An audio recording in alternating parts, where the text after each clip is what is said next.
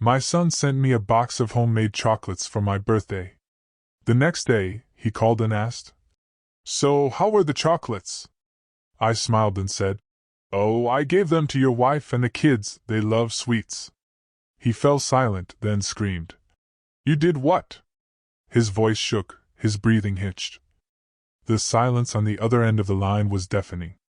My son had just asked if I'd eaten the chocolates he sent me, and when I told him no, that I'd given them to his wife and kids instead, a chilling, desperate panic filled his voice. He didn't know it yet, but that innocent act, that simple decision to share a gift, had unknowingly saved my life, and exposed a betrayal so profound it shattered my entire world. My name is Dorothy, and I am 69 years old. For 4 decades, I poured every ounce of myself into my son Thomas.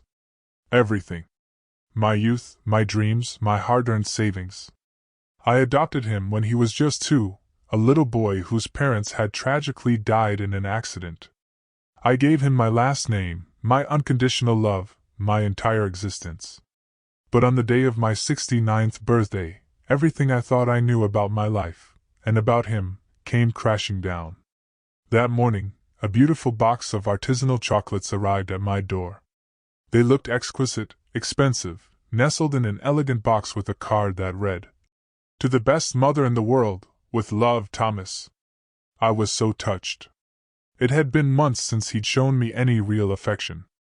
Ever since he married Laura, everything shifted. She swept into our lives like a storm, filling my son's head with poison against me. "Your mother is too nosy," she'd hiss. "You're too old for her to be taking care of you," she'd whisper in his ear. And Thomas, my Thomas, the boy I'd raised with such fierce love, began to change.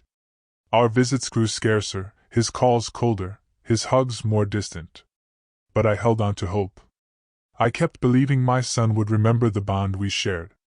This box of chocolates, I thought, was finally a sign that he hadn't forgotten me, that Laura hadn't completely destroyed what we built. The chocolates were indeed delicious looking. From an exclusive brand, the kind that cost a fortune. Each piece was a tiny work of art, decorated with golden details, perfectly sculpted. But me? Oh, I was always like that, always thinking of others before myself. "These chocolates are too good for me alone," I mused. "Laura and the kids will enjoy them so much more." My grandchildren had always been my weakness. Despite the disdain their mother often showed me, I adored those children. They were my Thomas's extension, the only pure thing left in our fractured family. So, I carefully rewrapped the box, put on my coat, and drove the short distance to Thomas's house in upstate New York. When I knocked, Laura opened the door. Her usual fake smile greeted me, that smile that never quite reached her eyes, screaming contempt even as her lips feigned courtesy. "Hello, Dorothy," she said, her tone condescending. "What brings you by?" I handed her the box. "These are from Thomas," I explained. "But I wanted to share them with you and the children." For a fleeting moment, I saw something strange in her eyes, surprise, yes, but also a flicker of fear, confusion. She quickly composed herself. "What a nice gesture from Thomas," she murmured. "The kids will be thrilled." She didn't invite me in, of course. She never did, always finding an excuse to keep me on the doorstep, as if I were a traveling salesperson, not the grandmother of her children. This time, she said the children were sleeping, that it had been a long day. I drove home with a slightly sad heart, but also a quiet satisfaction. I had done something good. I had shared my son's gift with his family. That night, I went to bed, wondering if this small gesture might finally smooth things over between Laura and me. The next day, the phone rang early. It was Thomas. His voice sounded strange, tense. "Mom," he said, "how were the chocolates?" The question caught me off guard. He rarely showed such interest in whether I'd enjoyed a gift. Usually, once he'd given something, he simply forgot about it. "Oh, Thomas," I replied honestly. "I gave them to Laura and the kids. You know how much they love sweets." The silence that followed was terrifying. It was as if the world had stopped spinning. I could hear the frantic beat of my own heart as I waited. Then he exploded. "You did what?" he yelled, a fury in his voice I'd never heard before. "I gave them to Laura and the children? You're crazy!" His voice trembled not just with anger, but with pure, unadulterated panic. "Thomas, I don't understand," I said, trying to keep my own voice steady. "I thought you'd be happy I shared your gift with your family." But he kept shouting, growing more desperate by the second. He asked me, over and over, if I was sure I hadn't eaten a single chocolate. If I'd given the whole box. If the children had already eaten them. His questions were so specific, so urgent, that a cold dread began to creep in. Why did he care so much that I hadn't tried them? Why did he seem relieved I hadn't eaten them, but utterly desperate that I'd given them to his own family? He hung up abruptly after shouting that I was an idiot, that I had ruined everything. I was left with the phone still in my hand, trembling, completely bewildered. But something deep inside me, a maternal instinct honed over decades of care and protection, screamed that something was terribly, terribly wrong.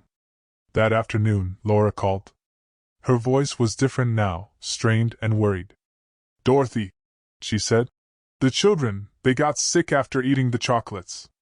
We had to rush them to the hospital in Staten Island." My blood ran cold. "What happened to them?" I asked, my heart pounding in my chest. "The doctors say it was food poisoning," she replied. "But it's strange. The chocolates smelled odd when we opened them, but the children had already eaten several before we realized it." My world began to crumble. The chocolates my son had sent me. The chocolates I had given with such love, had made my precious grandchildren sick. But there was something else in Laura's voice that made me tremble. It was fear, yes, but also a dawning understanding, as if she had finally grasped something that had been happening right under her nose. That night, sleep was impossible. The pieces of the puzzle began to click into place with terrifying clarity. Thomas's explosion when he learned I'd given the chocolates away. His desperation that I hadn't eaten them. His relief mixed with panic. His urgent questions about whether I'd tried even a tiny piece. And then, like a lightning bolt in the darkness, the truth struck me with all its brutal, undeniable force. My son. My own son, whom I had raised and loved unconditionally, had tried to poison me. The following days were a living nightmare. Thank goodness, the children recovered, but the poison had left its mark. Laura confessed that doctors found traces of arsenic in their little bodies. Arsenic. A word I'd only heard in crime movies. Now, it was part of my most horrific reality. My daughter-in-law, for the first time in years, spoke to me without that mask of contempt. Her voice trembled when she said, "Dorothy, I think those chocolates weren't meant to be shared. I think they were specifically for you." Her words confirmed what my heart already knew, but my mind had desperately refused to accept. Thomas had vanished. He didn't answer his phone, didn't reply to messages. When Laura went to his Manhattan accounting firm, they told her he'd requested emergency time off. He had run away like the coward he was, leaving his wife and children to suffer the consequences of his devilish plan. But I knew my son. I knew where to find him. I knew that when he felt cornered, he always ran to the same place, the house of his Aunt Natalie, my younger sister. She had always had a weakness for Thomas, always justifying his mistakes, shielding him from the consequences of his actions. I drove to Natalie's house, my hands trembling on the steering wheel. 40 years of unconditional love, 40 years of sacrifices, 40 years of giving everything I had, and this was what I received in return. A son who wanted to see me dead. When I knocked, Natalie opened the door, her face etched with guilt. "Dorothy," she murmured. "I didn't know you were coming." But I had already seen Thomas's car parked on the corner. "I know he's here," I said, my voice sounding alien even to me. Thomas appeared behind her like a ghost. His face was drawn, his eyes sunken. But what struck me most was the expression on his face. There was no remorse. There was no guilt. There was only, why? Why? I managed to ask, my voice breaking on that last word. "Why did you want to kill me?" My own son had wanted to kill me. His answer broke my soul into 1,000 pieces. Because you're a burden, he said, his voice cold, chilling me to the bone. Because you've always been a burden. Because I need your inheritance and you never die. My inheritance, of course. It all came down to money. The money I had saved for decades, working day and night. The money I had saved living like a pauper to secure a future for him. The money I planned to leave him when I died naturally of old age, surrounded by the love of my family. But I didn't know you had so much money, he continued with that poisonous voice. Until I saw the bank documents when you got sick last year. $200,000, Mom. $200,000 that I need now. Not when you're 90 years old. $200,000. Money I had earned with blood, sweat, and tears. $200,000 that represented 40 years of work, of deprivations, of sleepless nights working double shifts to give him the best education, the best clothes, the best opportunities. Besides, he added, as if it were the most natural thing in the world, you're old. What else are you going to do with your life? Why do you need so much money at your age? His words were daggers to my heart. Every syllable a deeper betrayal than the last. Natalie tried to intervene. Thomas, don't talk like that, she murmured, but he silenced her with a look. And you know I'm right. She's already lived her life. I have a family to support, children to educate, a future ahead of me. A future built on my corpse, I replied, a bitterness rising within me I didn't know I possessed. A future bought with my death. He looked at me with contempt, as if I were the crazy one, as if I were the villain in this twisted story. Don't be dramatic, he scoffed. It was going to be quick. The chocolates had enough arsenic to look like a natural heart attack. No one would have suspected anything.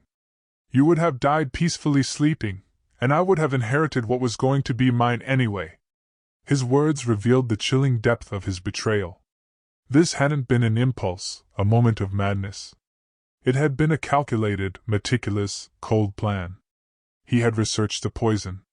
He had bought the most expensive chocolates to disguise the taste. He had calculated the exact dose. My death had been planned with the same dedication I had put into planning his birthdays for so many years. And what happened? I asked him, my voice surprisingly steady. Why didn't your perfect plan work?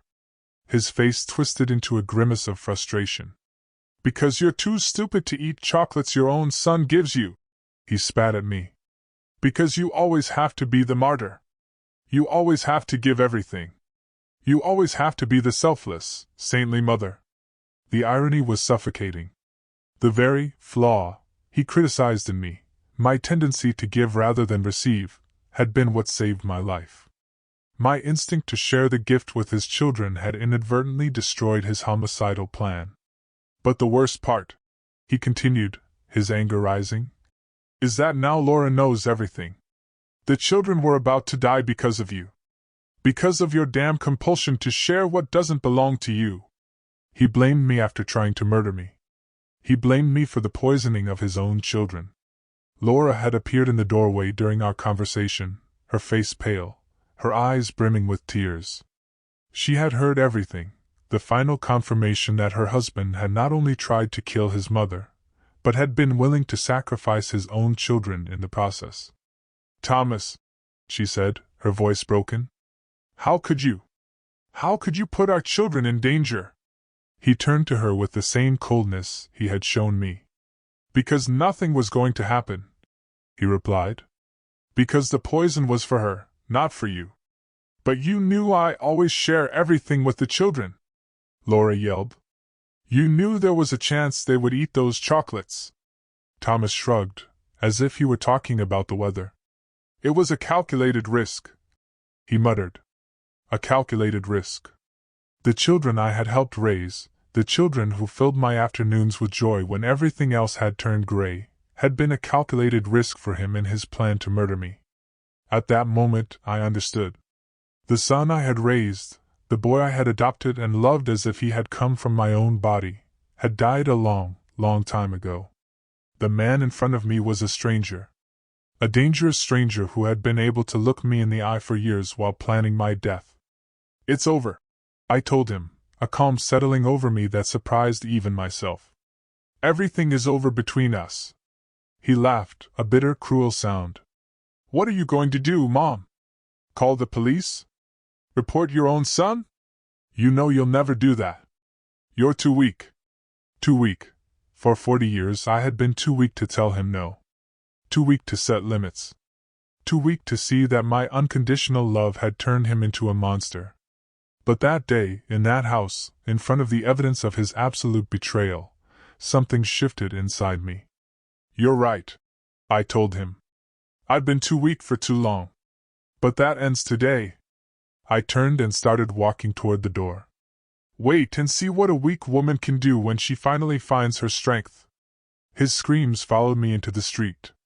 He yelled that I was an ingrate, that after everything he had done for me, I was abandoning him. Everything he had done for me, the height of cynicism. Trying to kill me was, in his twisted mind, something he had done for me. That night, in the solitude of my home, I cried. As I had not cried in decades. I cried for the son I had lost, for the wasted years, for the betrayed love. But above all, I cried for the woman I had been. Naive, permissive, blind to the evil growing right before my eyes. When the tears stopped, I made a decision. Thomas was right about one thing: I was weak. But that weak woman was dying that night. Tomorrow, a new Dorothy would be born. A Dorothy who had learned that love without limits isn't a virtue, it's complicity. A Dorothy who had discovered that sometimes, to protect yourself, you have to become what your enemies least expect. My phone rang. It was Stanley, my lawyer, an old family friend. "Dorothy," he said. "Laura called me. She told me everything. Are you all right?" For the first time in days I smiled. "I'm perfect, Stanley," I replied. "And I have work for you." The transformation wasn't immediate, but it was total. Over the next few weeks, while Thomas believed he had emotionally destroyed me, I was building the foundations of my revenge. The first step was to move. I couldn't continue living in that house where I had raised a viper, where every corner reminded me of my naivety. Stanley helped me find an apartment in the most exclusive area of the city, the Upper East Side. A penthouse with a panoramic view, which cost more in 1 month than Thomas earned in 3. When I signed the lease, I saw the surprise in the real estate agent's eyes.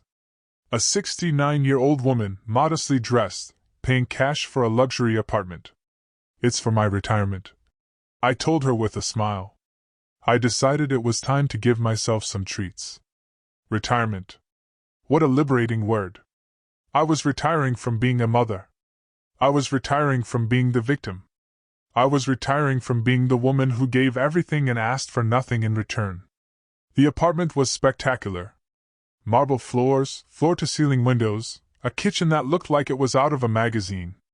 But what I liked most was the study, a quiet space where I could plan, where I could think, where I could become the strategist Thomas had never imagined I could be. Stanley was my first ally in this new life. For years he had handled my basic legal affairs, wills, insurance, minor procedures. But now I needed something more. I needed a legal warrior who would help me systematically dismantle the life of the man who had tried to murder me. "Dorothy," he told me in our first serious meeting, "this is going to be brutal. Thomas isn't going to give up easily. He's going to fight. He's going to lie. He's going to try to manipulate the situation in his favor." I leaned back in his office's leather chair and looked him straight in the eye.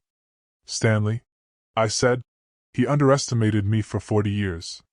Now it's my turn to surprise him." The first thing we did was secure my money. Thomas knew about the main account, but he didn't know about the other 3. He didn't know about the certificates of deposit that I had been religiously renewing every year.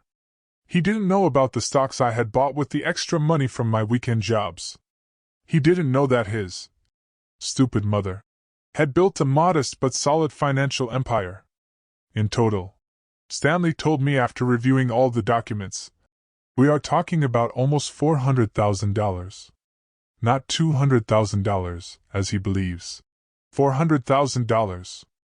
40 years of sacrifice turned into economic power. 40 years of living like a poor woman, to die like a queen. But money was only a tool. The real weapon was information. Stanley hired a private investigator, a former police officer named Robert, who specialized in family cases. What we discovered in the following weeks left me speechless.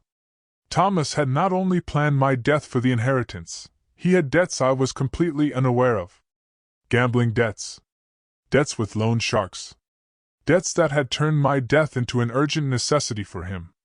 My son wasn't just a frustrated murderer. He was a bankrupt gambler who had bet his family's future at my expense. Here is the evidence, Robert said, handing me a folder full of photographs, documents, bank records. Your son owes more than $50,000 to very dangerous people. People who don't accept excuses. The photographs showed him in Atlantic City casinos, in clandestine betting houses in Queens, in nighttime meetings with threatening-looking men. He had mortgaged the house where he lived with Laura without telling her anything. He had pawned his wife's car. He had emptied the children's savings accounts to pay interest. My son was not only a murderer, he was a thief who had stolen his own family's future. Laura doesn't know anything about this, Robert continued. He has been lying to her for months. He tells her he has problems at work, that payments are late, that they need to economize. But the truth is that he is using the house money to gamble.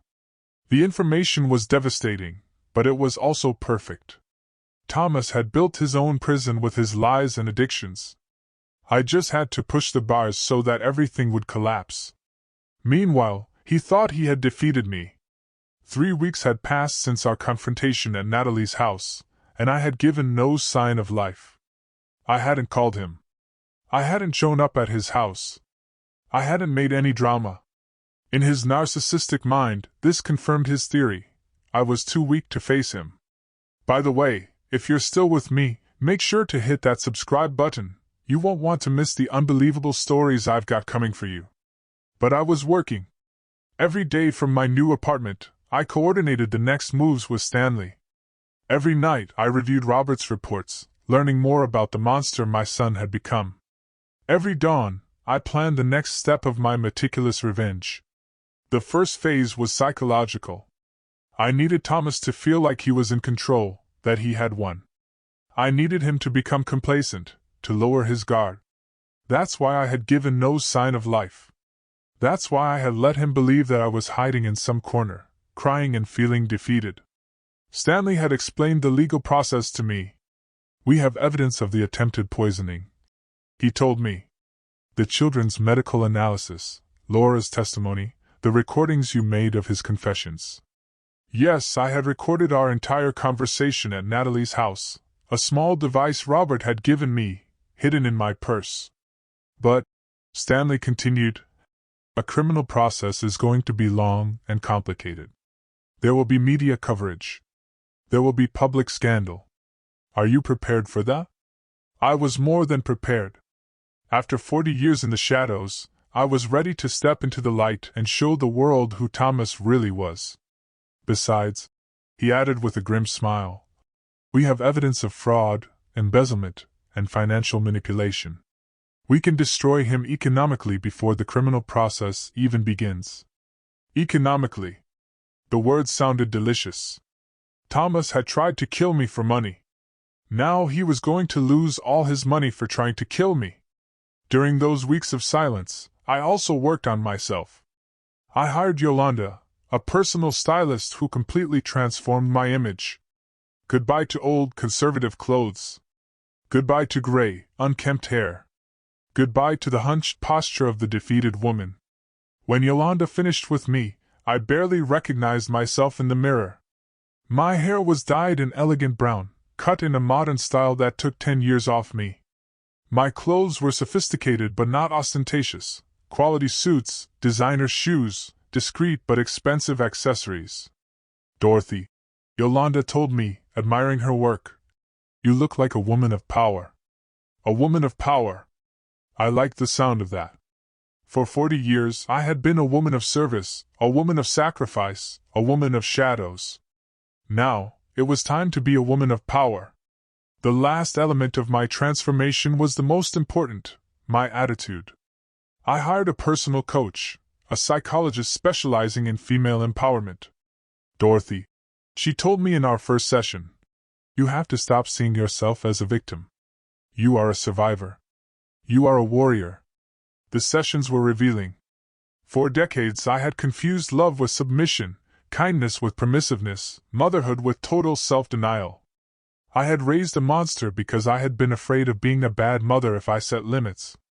True love, the psychologist explained, includes consequences. If there are no consequences for bad actions, there is no love. There is complicity. Complicity. For 40 years I had been an accomplice in my son's transformation into a sociopath. But no more. The new Dorothy was not an accomplice to anyone. The new Dorothy was a force of nature that was about to unleash upon Thomas's world like a devastating hurricane. One night, exactly 1 month after our confrontation, I decided it was time to make my first public appearance. I carefully chose the location, the most exclusive art gallery in the city, where a private collection of contemporary paintings was being exhibited. I dressed in a black designer suit, high heels that made me look taller and more imposing, and jewelry I had bought that very afternoon. When I arrived at the gallery in a luxury taxi, society photographers turned to look at me. They didn't recognize me, but they instinctively knew I was someone important. I walked through the gallery, past collectors and critics. For the first time in decades, I felt in my element, elegant, sophisticated, powerful. And then I saw him. Thomas was in the opposite corner of the gallery, accompanied by Laura. She looked tense, uncomfortable, clearly out of place in that luxurious environment. He was trying to impress some businessman, probably looking for new victims for his scams. Our eyes met across the room. I saw the shock on his face when he recognized me. The defeated woman he had left crying a month ago had been replaced by this sophisticated and mysterious version of his mother. I approached slowly, savoring every step. When I reached him, I smiled with a poisonous sweetness. "Hello, Thomas," I said, my voice dripping power. "What a surprise to run into you here." His face had turned pale.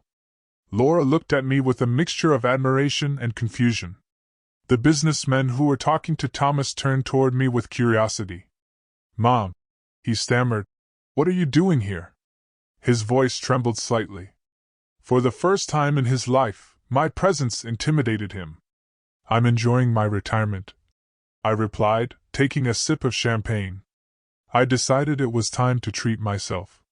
The word, retirement, echoed in the air like a veiled threat. The businessmen looked at us with interest. It was obvious there was family tension, but it was also obvious that I was not the victim they had imagined. "Retirement?" one of them asked politely. "What are you retiring from, Mom?" "From being too generous," I replied, without taking my eyes off Thomas.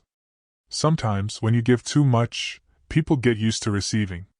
There comes a point where you have to stop giving and start collecting." Collecting. The word floated in the air like a promise of a storm. Thomas knew exactly what it meant. His time of taking without giving had ended.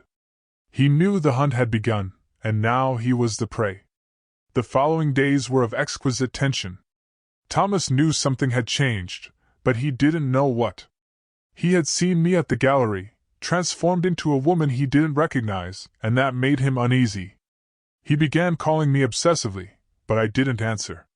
I let his calls go to voicemail, where I could hear his growing nervousness. "Mom, answer the phone," he'd plead in his messages. "We need to talk. I need to know what you're planning." "What are you planning?" For the first time in his life, he was the one who was afraid of me. For the first time, I was the predator, and he was the prey. Stanley had begun the legal phase of my revenge.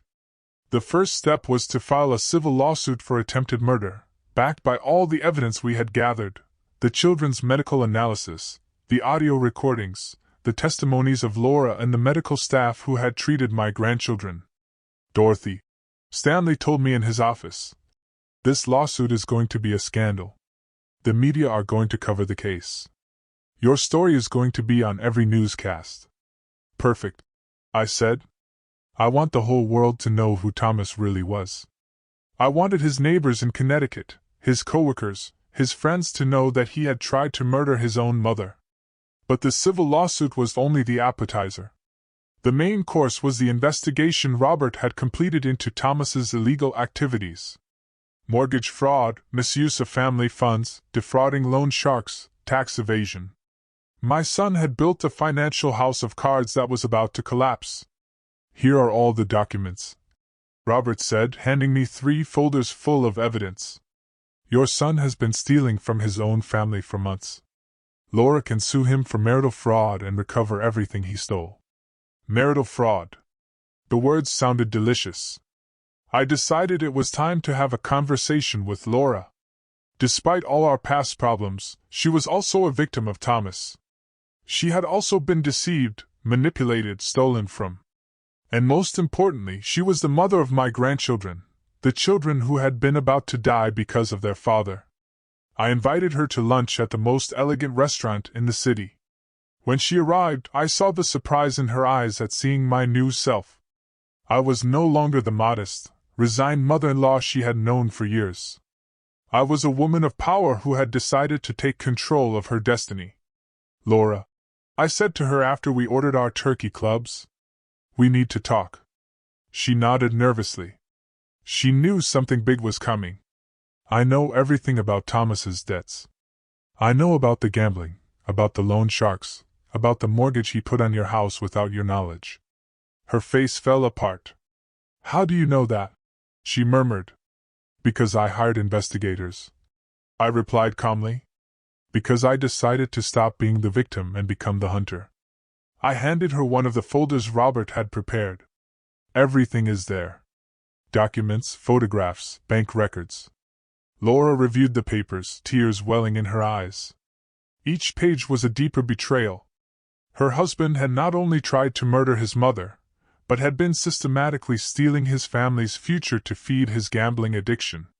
Dorothy, she said to me with a broken voice, I didn't know any of this. He told me there were problems at work, that we needed to economize. I never imagined that he was. Her voice was lost in sobs. That he was destroying our lives. Laura, I said, taking her hand, you are not to blame for anything. Thomas deceived both of us. But now we have the opportunity to get justice. I explained my plan. She could file a lawsuit for marital fraud, recover the house, protect the children's future. I would help her with the legal expenses. But, I added firmly, I need you to testify against Thomas. I need you to tell the whole truth about the chocolates, about his confession, about everything you have seen. She didn't hesitate for a second. Of course, she told me. It's the least I can do after everything that has happened. While we were eating our mashed potatoes, Thomas arrived at the restaurant. It was no coincidence. He had been following her, worried about this meeting between his wife and his mother. When he saw us together, sharing documents, his face transformed into a mask of panic. He approached our table with agitated steps. What are you doing? He asked in a tense voice. What are you talking about? His desperation was palpable. He knew his world of lies was collapsing. We are talking about you, I replied with a cold smile. We are talking about your debts, your lies, about how you have been stealing from your own family. Thomas looked at the documents on the table and his face completely collapsed. Laura, he pleaded with his wife. Don't listen to this crazy old woman. She's trying to manipulate you to separate us. Crazy old woman. Even in that moment of total panic, he couldn't stop insulting me. He was incapable of showing respect or remorse.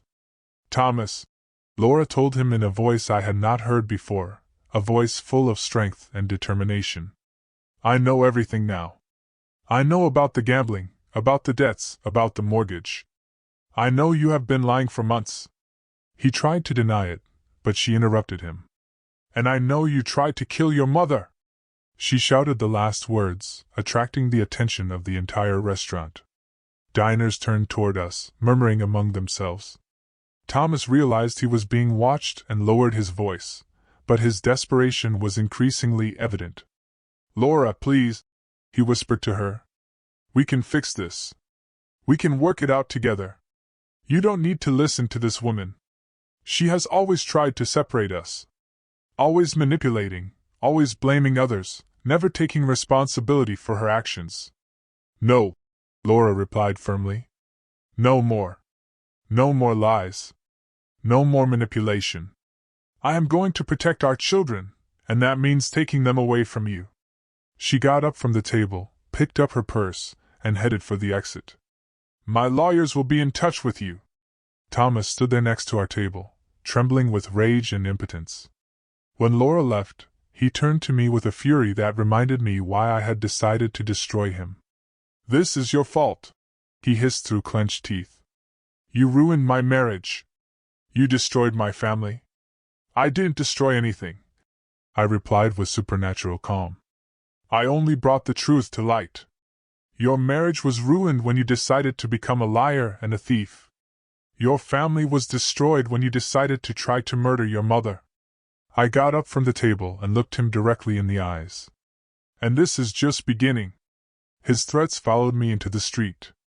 "You're going to regret this," he yelled as I walked toward my taxi. "You're going to pay for destroying my life." Destroying his life.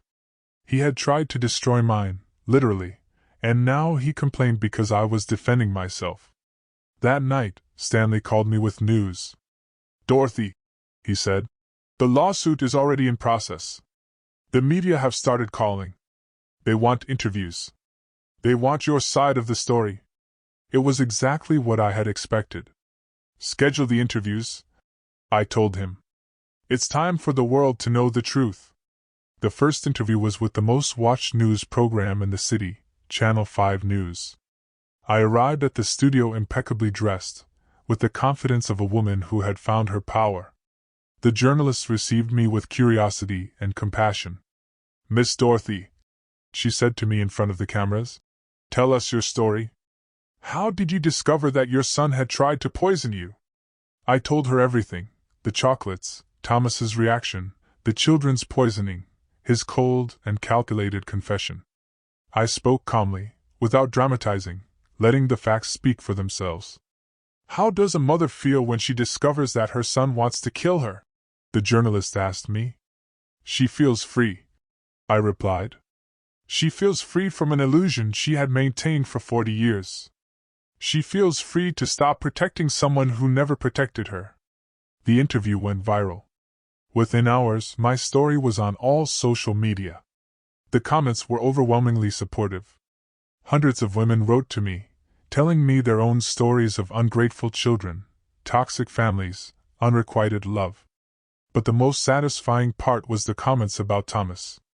His coworkers began to recognize him as the son who had tried to murder his mother. His neighbors began to look at him with contempt. His friends began to distance themselves from him. The scandal followed him everywhere. When he went to the supermarket, people pointed and whispered. When he arrived at work, his colleagues avoided him. When he left his house, he felt the judgmental looks of the entire neighborhood. But I knew this was only the beginning. Public humiliation was satisfying, but true justice was yet to come: the legal processes, the loss of his assets, the complete destruction of the life he had built on lies and betrayals. Thomas had underestimated the woman he had raised for 40 years. He had thought he could get rid of me like throwing away a piece of paper.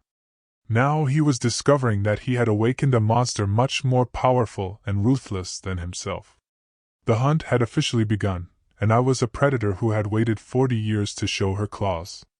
The legal process advanced like an unstoppable avalanche. Stanley had filed all the lawsuits simultaneously: attempted murder, family fraud, aggravated fraud, and a civil lawsuit for emotional damages amounting to $500,000. Thomas woke up one Monday and discovered that his life had exploded into 1,000 pieces. His bank account was immediately frozen. The few savings he had left after his compulsive gambling were blocked while the origin of the funds was investigated. His salary was garnished to ensure payment of the civil lawsuits. Overnight, he was left penniless. "Dorothy," Stanley reported to me with satisfaction, "your son is broke. He cannot afford a decent lawyer. He's going to have to settle for a public defender. A public defender against the best law firm in the city." The battle was unequal from the start. But the most delicious thing was seeing how his social world crumbled. The video of my television interview had generated such a scandal that the media began to investigate Thomas's life more deeply. Soon his gambling debts, his scams against coworkers, and his systematic lies came to light. His boss called him to an urgent meeting. "Thomas," he said, "the company cannot afford to have its name associated with this scandal. You are terminated, effective immediately." 20 years working at the same company, eliminated by a scandal he himself had created. The loan sharks, who had been pressuring him for his gambling debts, saw the news and decided to accelerate their collections. They knew that if they didn't act fast, they wouldn't recover a single dollar. They began showing up at his house, calling him at all hours, openly threatening him. One night, while I was enjoying a glass of wine in my luxury apartment, I received a call from Laura. She was crying. "Dorothy," she told me between sobs, "men came to the house, armed men. They said that if Thomas doesn't pay them tomorrow, they are going to take the house and everything in it." "Where is Thomas?" I asked her. "He disappeared," she replied. "When he saw those men, he ran out the back door. He left me alone with the children to face those criminals. Cowardly until the end. When things got tough, he abandoned his family to save his own skin." "Laura," I told her firmly, "take the children and go to your mother's house tonight. Tomorrow morning, we are going to fix this." The time had come to show my next hand. The next morning, I arrived at Thomas's house, accompanied by Stanley and 2 bodyguards I had hired. The loan sharks were there, inspecting the property, calculating what they could take to cover the debt. When they saw me arrive, they approached with curiosity. "Ma'am," the leader of the group, a burly man with scars on his hands, said to me, "are you related to Thomas?" "I am his mother," I replied with the same calm I would use to talk about the weather. "And I have a proposal." I pulled a signed check from my purse. "This is the exact amount my son owes you," I told them. $530,000. Take it and forget about him forever." The men looked at the check in surprise. They didn't expect an elegant woman to show up with $500,000. "Why would you do this for him?" the leader asked me. "I am not doing it for him," I replied. "I am doing it for my daughter-in-law and my grandchildren. They are not to blame for living with a gambler." The man took the check, examined it carefully, and finally nodded. "Deal. Your son is debt-free with us." When they left, Laura came out of the house, tears in her eyes. "Dorothy," she said, "I cannot accept that you pay Thomas's debts. I am not paying them for him," I explained. "I am paying them for you all, and it is not for free." I handed her a document that Stanley had prepared. "It is a property transfer," I explained. "The house is now in your name. Thomas no longer has a legal right to it. And this," I handed her another paper, "is a loan agreement. You owe me $530,000, but you can pay it in small installments over the next 20 years. It was a perfect agreement. Laura was protected. The children had a safe home, and Thomas lost his last economic resource. When he finally showed up, he would discover that he no longer owned anything. That afternoon, Thomas finally deigned to call me. His voice sounded desperate, broken. "Mom," he pleaded, "I need your help. The loan sharks are going to kill me if I don't pay them. I need money. I need you to forgive me. I need—" "Thomas," I interrupted him coldly, "I already paid your debts." I could hear his sigh of relief on the other side of the line. "Thank you, Mom. I knew you wouldn't abandon me. I knew that. But I didn't do it for you," I continued. "I did it for Laura and the children, And you no longer have a house. I transferred it to your wife's name." The silence that followed was absolute. "What?" he finally murmured. "The house is no longer yours. Your wife owes me the money, not you. You have nothing more to do with that property." His breathing became agitated. "You can't do that," he yelled. "It's my house. I bought it." "Did you buy it with money you stole?" I replied. "And now it has returned to legitimate hands. Laura and the children are protected. You are on your own." I hung up the phone without waiting for his response. The following days were of delicious tension. Thomas showed up at the house, but Laura had already changed the locks. When he tried to force his way in, she called the police. The officers arrived and explained to him that he no longer had a legal right to the property. "But she's my wife!" he yelled as they escorted him out of his own house. "I have a right to be here." "Sir," the officer told him, "your wife has requested a restraining order. You cannot approach within 200 yards of this property." Restraining order. Laura had followed my advice to the letter. Now Thomas had not only lost his house, but legally could not go near his family. He was a complete pariah, rejected by society, and abandoned by his own. Homeless, jobless, penniless. Thomas was forced to take refuge in cheap, rundown motels. But even that became unsustainable when the media began following him. Reporters constantly harassed him, asking him about the attempted murder, about his debts, about his gambling addiction. One night, desperate and humiliated, he decided to do something he considered intelligent, but which turned out to be the final nail in his destruction. He created a social media profile and began live streaming, trying to tell his side of the story. "My mother is crazy," he whined in front of his phone camera from a dirty motel room. "She is making all this up because she wants attention. I never tried to poison anyone. The chocolates were normal. She is manipulating my whole family against me." But the internet doesn't forgive. Users began bombarding him with specific questions he couldn't answer. "Why was there arsenic in the chocolates?" they asked. "Why did your children get poisoned?" they insisted. "Where is the proof that your mother is lying?" His broadcast went viral, but not in the way he expected. It went viral as an example of pathological narcissism, as the live confession of a man who could not accept responsibility for his actions. The comments were brutal, ruthless, merciless. "This guy really thinks we're stupid," someone wrote. "His own wife is reporting him and he says it's all a lie," added another. "Typical psychopath, always blaming others," commented a third. But what really sealed his fate was when someone asked him directly, "If you are innocent, why don't you sue your mother for defamation?" Thomas was speechless. He couldn't sue me because he knew I had all the evidence. He couldn't deny the attempted poisoning because the evidence was irrefutable.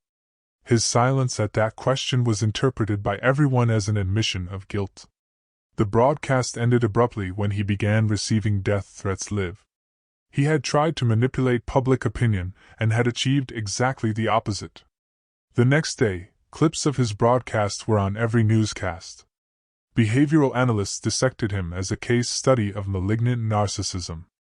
Psychologists explained on television how his inability to accept responsibility was typical of antisocial personalities. Thomas had achieved something that I could not have achieved even with the best public relations team. He had destroyed his own reputation so completely and publicly that there was no turning back. He had become the national villain, the symbol of filial ingratitude taken to the extreme. But for me, the most satisfying thing was not his public humiliation. It was the tranquility I saw in Laura's eyes when I visited her. The security my grandchildren felt in their own home. The peace I had found by moving away from the toxicity that had dominated my life for decades. Formal justice was still in process, but poetic justice had already been served. The son who had tried to kill me for money now did not have a single dollar. The man who had scorned my love now begged for my forgiveness. The manipulator had been exposed and rejected by everyone. And I, the victim who had spent 40 years in silence, had finally found my voice. The months that followed were of total transformation. While Thomas sank further and further into his own misery, I flourished as never before in my life. The luxury apartment had become my sanctuary, a place where, for the first time in decades, I could breathe without the weight of constant manipulation. Stanley kept me informed of the progress of the legal cases. "Dorothy," he told me during one of our weekly meetings, "the district attorney is very interested in prosecuting Thomas for attempted murder. The evidence is overwhelming. The audio recordings, the medical testimonies, the confessions he himself had made, everything formed a solid and irrefutable case. Furthermore," Stanley continued with a smile, "his public defender is trying to negotiate a plea bargain. He knows he cannot win this case. A plea of guilty would mean Thomas would have to publicly admit, in front of a judge, that he had tried to murder his own mother. But what truly filled me with satisfaction was seeing how Laura had flourished after breaking free from the toxicity of her marriage. Without the constant lies, without the financial stress, without the emotional manipulation, she had returned to being the strong woman I had glimpsed years ago. "Dorothy," she told me during one of our weekly lunches, "for the first time in years I feel free. The children are happy, safe. They sleep peacefully for the first time in months. Seeing my grandchildren recover their innocence, seeing their sincere smiles, was worth more than any revenge I could plan." One afternoon, while enjoying a coffee on my apartment terrace, I received an unexpected call. It was Natalie, my sister. Her voice sounded embarrassed, guilty. "Dorothy," she told me, "I need to talk to you. I need to apologize." I decided to receive her at my house. When she arrived, the difference between us was abysmal. I looked elegant, serene, and empowered. She looked consumed by guilt and shame. "Dorothy," she began with tears in her eyes, "I knew Thomas had problems, but I never imagined he was capable of trying to kill you." "Natalie," I replied with a calm that surprised me, "you always knew there was something wrong with him.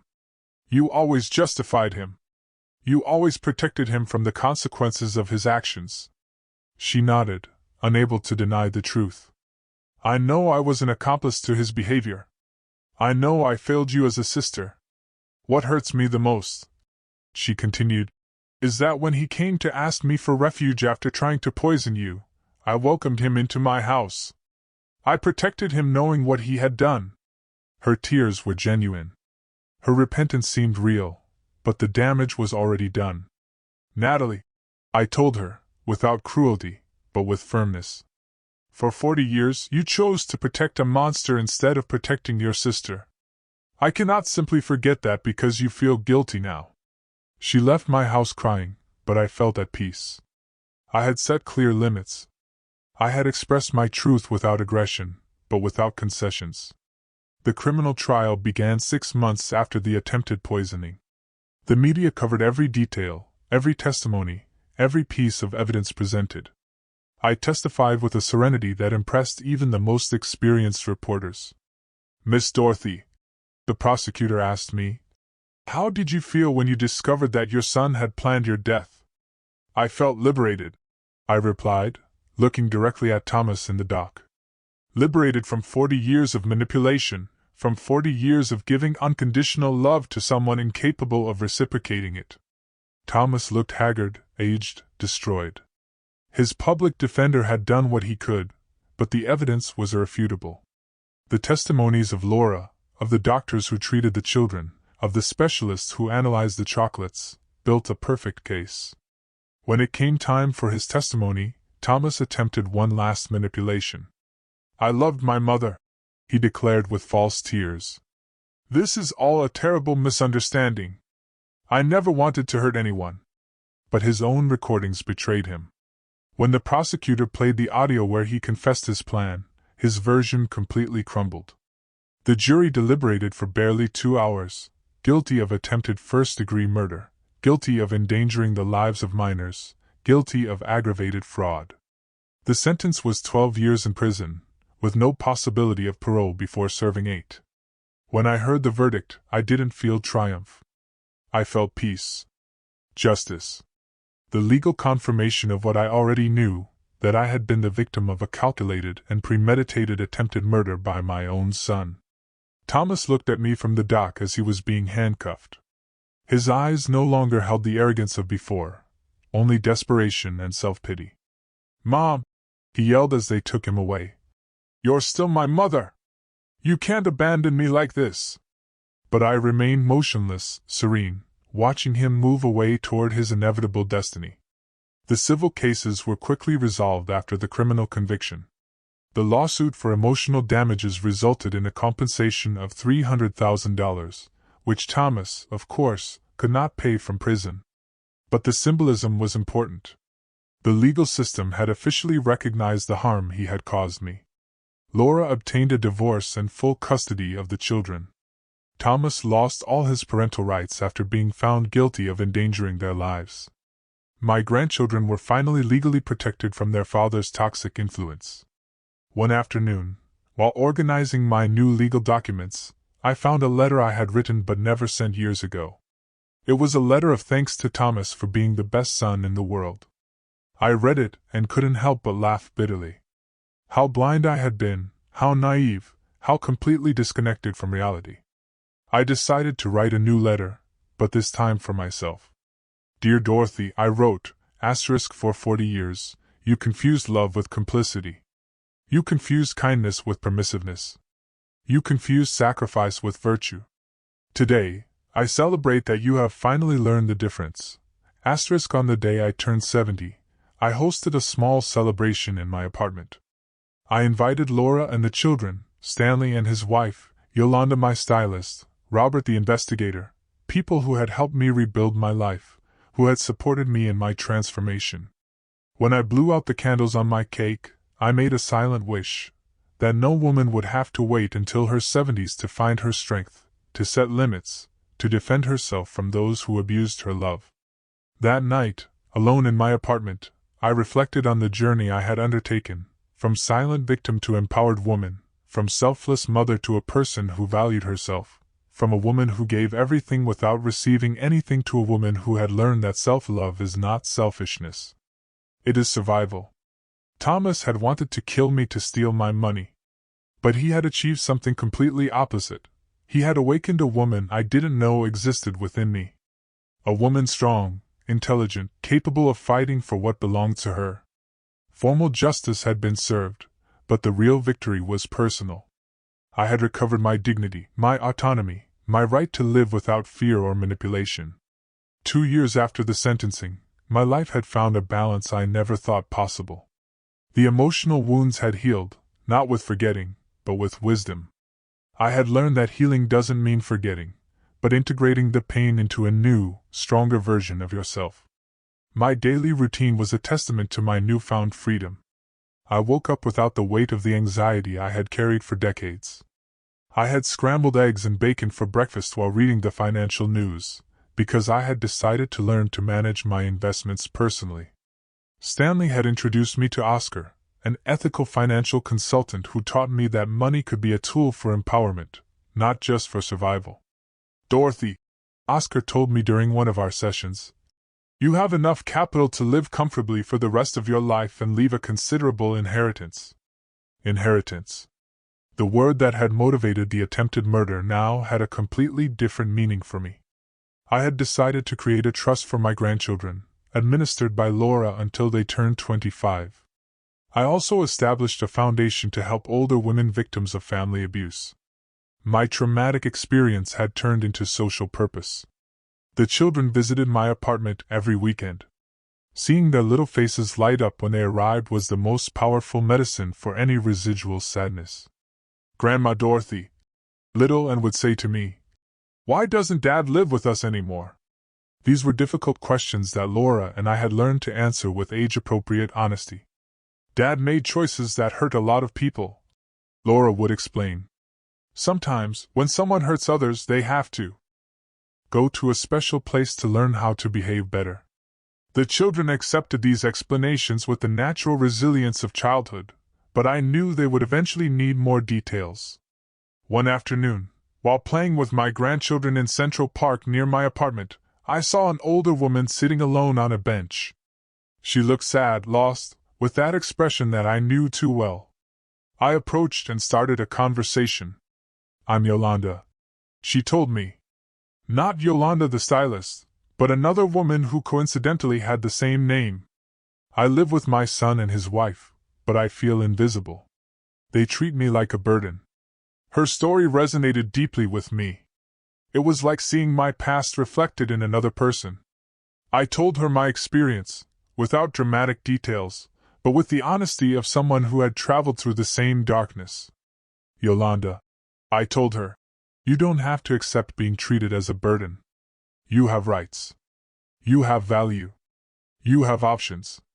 That conversation became the germ of something bigger. I began organizing weekly meetings in my apartment for older women facing similar situations. We called it the Circle of Strength. Every Thursday afternoon, my living room filled with stories of survival, mutual support, of women rediscovering themselves. Stanley helped me formalize the foundation, which was finally called the Dorothy Foundation for the Dignity of the Older Woman. Our first project was a temporary shelter for elderly women victims of family abuse. The second was a free legal assistance program. The media began calling me to talk about the issue of elder abuse. My story had resonated so much that I became, without seeking it, a voice for other victims. Family abuse doesn't always leave visible bruises, I would say in interviews. Sometimes the abuse is emotional, financial, psychological. One morning, exactly 3 years after the attempted poisoning, I received a letter from prison. It was from Thomas. My first impulse was to throw it away unread, but curiosity won out. I opened it with trembling hands. Dear Mom, it began in shaky handwriting. I know I don't deserve your forgiveness, but I need you to know that I've been reflecting on what I did. The letter continued with what seemed like genuine apologies, expressions of remorse, promises of change. But there was something in the tone that felt familiar. Subtle manipulation, the attempt to elicit pity. I've been going to psychological therapy, he wrote. The psychologist says I have deep issues that come from my early abandonment, from the death of my biological parents. Even from prison, he continued to blame others for his decisions. He was still incapable of assuming full responsibility. Please, Mom, the letter ended. *, give me a chance to repair the damage I caused. Agree to visit me. I need to see you. I need your forgiveness to be able to heal. I need. *, it had always been about what he needed, never about what I needed or deserved. I showed the letter to my psychologist, the doctor who had helped me through my healing process. Dorothy, she told me after reading it. How do you feel reading this? I feel sorry, I replied. But not for him. I feel sorry because after 3 years in prison, he still doesn't truly understand what he did. Are you going to answer him? She asked. Are you going to visit him? I reflected for days on that question. Part of me, the mother I had been for 40 years, felt the obligation to respond. But the new woman who had emerged from the ashes knew that my healing did not depend on forgiving the person who had tried to kill me. I finally decided to write a response, but not the one he, or my old self, expected. Dear Thomas, I wrote. *, I am glad to know that you are reflecting on your actions. However, my healing process does not require seeing you or forgiving you. I have learned that forgiveness is for the benefit of the one who forgives, not the one who asks for it. I have built a fulfilling life without you. *, my letter continued. *, I have found peace, purpose, and happiness. Your absence is not an emptiness in my life. It is a space filled with tranquility. I hope you find your own redemption. But my path to healing no longer includes trying to save you from the consequences of your decisions. *, I signed the letter simply as Dorothy, not as Mom. That title had been revoked the day he decided to become my potential killer. I sent the letter and felt a profound release. I had definitively closed the last chapter of that toxic relationship. Laura had also rebuilt her life. She had started studying psychology, inspired by our experience. I want to help other families identify signs of manipulation before it's too late, she told me. Her transformation from silent victim to active advocate was inspiring. The children were growing up healthy and safe. They occasionally asked about their father, but without the anguish they had shown during the years of family toxicity. Emotional stability had replaced the constant chaos that had marked their early years. One afternoon, while reviewing the Foundation's reports, I realized something extraordinary. In 2 years, we helped more than 200 older women escape abusive situations. Some had recovered properties stolen by manipulative children.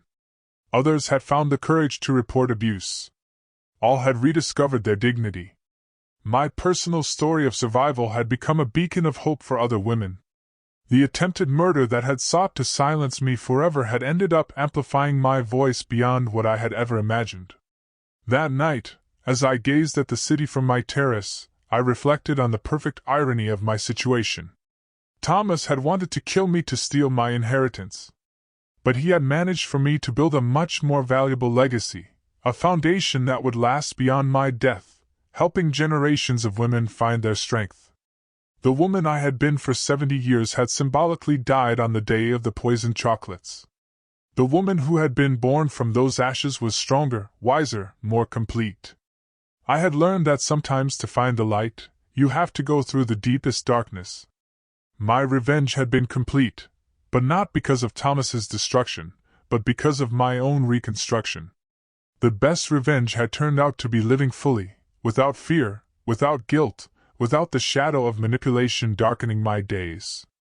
5 years after the sentencing, my life had reached a fullness I never thought possible. The Foundation had grown exponentially, with offices in 3 states and a team of 20 dedicated professionals. We had helped more than 500 women regain their dignity and autonomy. One morning, Stanley called me with unexpected news. "Dorothy," he told me with a grave voice, "Thomas is applying for parole. He has served 5 years of his sentence, and his lawyer argues good behavior." My heart momentarily sped up, but the anxiety lasted only seconds. I was no longer the vulnerable woman I had been. "What does that mean for us?" I asked calmly. "It means there will be a hearing," Stanley explained. "The judge will review his case. He will hear testimonies for and against his release. You have the right to testify." I decided it was time to face Thomas one last time, but from a position of absolute power. For 5 years, I had built a new identity, a new life, a new purpose. He had remained stagnant in a cell. When the day came, I walked into the courthouse accompanied by Laura, who was now a licensed psychologist and the associate director of my foundation. We dressed professionally, projecting the image of the successful women we had managed to become. When Thomas entered the room, his appearance struck me. 5 years of prison had transformed him into a prematurely aged man. His hair was completely gray, his face marked by deep wrinkles, his posture hunched by defeat. There was no trace left of the arrogant man who had tried to murder me. His lawyer presented the case for parole. "My client has shown genuine remorse," he argued. "He has participated in rehabilitation programs. He has maintained excellent conduct. He has expressed sincere desires to repair the damage caused to his family." When it was my turn to testify, I rose with the serenity of someone who has found inner peace. "Your Honor," I began, "for 5 years, I have observed the consequences of the defendant's actions, not only in my life, but in the lives of his children, who have thrived in an environment free from his toxic influence." I looked directly at Thomas as I spoke. "I have built a foundation that has helped 500 women victims of family abuse. Every one of those stories reminds me why it is important for actions to have real and lasting consequences. Mr. Thomas not only attempted to murder me," I continued firmly. "He endangered the lives of his own children. He stole from his family. He lied systematically for years. His early release would send a dangerous message that repentance after being caught can erase the severity of trying to murder your own mother." The judge listened intently, taking notes. When Thomas had the opportunity to speak, he addressed me directly. "Mom," he said with a broken voice, "I know I don't deserve your forgiveness, but I have changed. I have understood the damage I caused. I have spent 5 years reflecting on my mistakes." His words sounded rehearsed, calculated to generate compassion, but they no longer had power over me. Thomas, I replied calmly, you lost the right to call me mother the day you decided to become my potential killer. 5 years in prison do not erase 40 years of manipulation or the trauma of discovering that your own son wanted to see you dead. Laura's testimony was devastating for his chances. As a professional psychologist, she explained to the judge the patterns of narcissistic and manipulative behavior she had observed for years. The children have prospered without their father's presence, she declared. They have developed emotional stability, security, confidence. His release would represent a setback in their psychological development. The prosecutor presented evidence that Thomas had attempted to contact loan sharks from prison, suggesting that his gambling addiction problems persisted. He had also received money from unidentified sources in his commissary account, suggesting continuous links to questionable activities.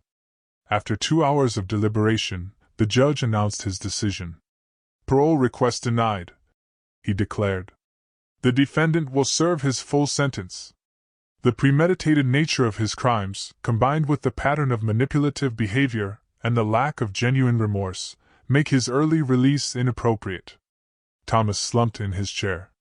His 5 years of good behavior and mandatory therapy had not been enough to convince the legal system that he had truly changed. He would have to serve 7 more years before being eligible for parole again. When we left the courthouse, I felt a deep but tranquil satisfaction. It was not vengeful triumph, but the confirmation that justice had prevailed. Thomas would pay fully for his crimes, while I continued to build a legacy of hope and empowerment. That afternoon, during the weekly meeting of our Circle of Strength, I shared the experience with the women of the group. Today, I faced my aggressor once more, I told them. But no longer from fear or vulnerability. I faced him from the power I have built during these years. Yolanda, the woman I had met in the park years ago and who now coordinated one of our programs, raised her hand. Dorothy, she said, your story has taught us that it is never too late to reclaim our dignity. At 70, you found your strength. I found mine at 65. That night, alone in my apartment, I wrote in my diary, Today I definitively closed the darkest chapter of my life. Thomas will remain in prison 7 more years, but I no longer live in the emotional prison he built for me. I am free. I am powerful. I am whole. Looking out the window at the illuminated city, I reflected on the path traveled, from silent victim to advocate for other victims, from invisible woman to recognized community leader, from selfless mother to a woman who had learned that self-love is not selfishness. It is survival. The transformation had been painful but necessary. Like a butterfly that must destroy its cocoon to fly, I had to destroy the permissive version of myself to become the strong woman I always had the potential to be. Tomorrow, I would continue my work at the foundation. I would continue helping other women find their voice. I would continue building a legacy that transcended personal revenge. Because I had learned that the best response to an attempt at destruction is not reciprocal destruction, but the construction of something beautiful and lasting. Thomas had wanted to eliminate me to steal my monetary inheritance. He had achieved exactly the opposite. He had awakened a much more valuable inheritance in the form of strength, wisdom, and purpose that I now shared with hundreds of women. Justice does not always come fast, but when it comes, it is complete and definitive. 10 years had passed since the day that changed my destiny forever. Now, at 79, I contemplated my life with a deep satisfaction I never thought possible. The Dorothy Foundation had grown to become a recognized national institution, with shelters in 8 cities and a legal assistance program that had helped more than 2,000 women. My grandchildren, now teenagers, visited every weekend. And was 16 and had decided to study law, inspired by our family history. Grandma, she told me during one of our conversations, I want to be like you. I want to defend people who cannot defend themselves. Her younger brother Charles, who was 14, showed an extraordinary emotional maturity for his age. Laura had become a nationally recognized psychologist, specializing in family trauma, and her book, Finding Your Strength After 70, had become a bestseller and been translated into several languages. One spring morning, while reviewing correspondence in my foundation office, I received a call that transported me to the past. It was the warden of the prison where Thomas was serving his sentence. "Miss Dorothy," he told me with a grave voice, "I have to inform you that your son passed away last night." The news impacted me, but not as I had expected. I did not feel maternal pain or devastating loss. I felt a strange mixture of sadness for what could have been and relief for the definitive closing of that chapter. "What happened?" I asked with professional calm. "It was a sudden heart attack," the warden explained. "The doctors say he had developed severe heart problems, probably related to stress and depression. He died sleeping, without pain." The irony was absolute. He had planned my death by heart attack with poisoned chocolates, and he had finally died of a real heart attack. "He left a letter addressed to you," the warden continued. "He wishes for us to send it to you." After a moment of reflection, I agreed to receive it. I needed to know his last words, not out of nostalgia, but to completely close the cycle of my life. The letter arrived 2 days later. I opened it with steady hands, without trembling or anxiety. "Dear Mom," it began in shaky handwriting. I write this knowing that I will probably die in this prison. For 10 years I have reflected on what I did, on the monster I became. I understand now that there is no possible forgiveness for trying to murder the woman who gave me everything. It continued. I do not seek your compassion or your absolution. I just want you to know that my last conscious thought was of genuine regret for having failed you so profoundly. I have followed your work with the Foundation from here, he wrote. The other inmates show me newspaper articles about your achievements. It fills me with a strange mixture of pride and shame. Pride because you are extraordinary. Shame because I almost destroyed someone so valuable. The letter ended with words that surprised me with their apparent sincerity. I die knowing that the world is a better place because you survived and prospered. I hope my death brings you the final peace you deserve. With love and eternal remorse, Thomas. After reading the letter, I put it away in my desk. I did not feel the need to cry or to forgive posthumously. I simply felt that a very long and painful book had finally reached its last page. The funeral was a small, private ceremony. Laura, the children, Stanley, and I attended. There were no emotional or nostalgic speeches. It was a sober farewell to someone who had chosen the path of destruction and had paid the full consequences. And, with the wisdom of her 16 years, approached me after the service. "Grandma," she said, "are you sad?" "I am at peace," I replied. Sometimes the deepest sadness is for what never was, not for what was lost. That night, in the solitude of my apartment, I wrote the final entry about Thomas in my diary. Today, I buried the son I adopted 47 years ago. But the son I truly loved died 10 years ago, the day he decided to become my killer. Today I only buried the remains of that decision. The following months were of extraordinary productivity.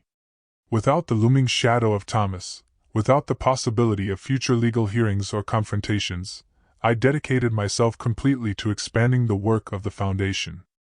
We established a university scholarship program for older women who wanted to resume their studies after escaping abusive situations. We also created a research center on elder abuse, directed by Laura. Our studies began to influence national public policies for the protection of older people. My personal experience had become a catalyst for broad social change. On my 80th birthday, we organized a benefit gala for the Foundation. The event brought together politicians, businessmen, academics, and most importantly, hundreds of women whose lives had been transformed by our programs. During my speech that night, I reflected on the central lesson of my experience. I have learned that kindness without limits is not virtue. It is self-neglect. I have learned that unconditional love must include self-love. I have learned that sometimes, to save yourself, you have to be willing to disappoint those who expect you to sacrifice yourself endlessly.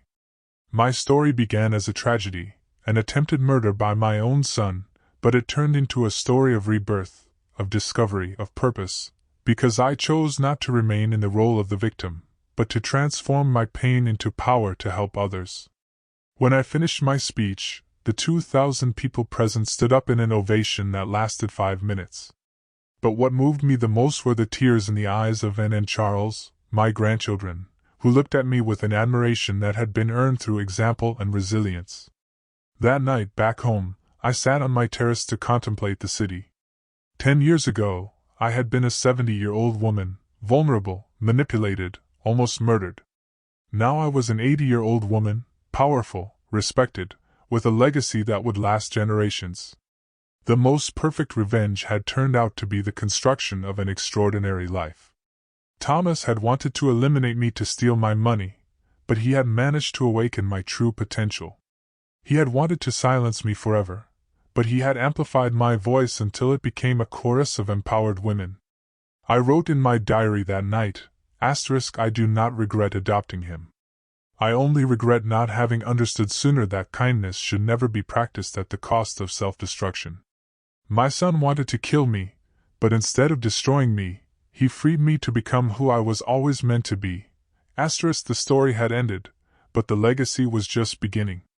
Every woman who found her strength through our programs was a victory over the mentality that had created Thomas. Every limit set, every firm no uttered, every act of self-love was a silent revolution against the culture that teaches women to give everything without receiving anything. It had taken me 70 years to find my power, but I had used every day of the last 10 to ensure that other women would not have to wait so long. That was my true inheritance. Not money but wisdom. Not property but purpose. Not revenge, but victory through transformation. The circle had closed perfectly, and I was at peace. What about you? Have you ever had to find your inner strength when life threw you an unexpected curveball? Tell me what you think in the comments below. I really want to know.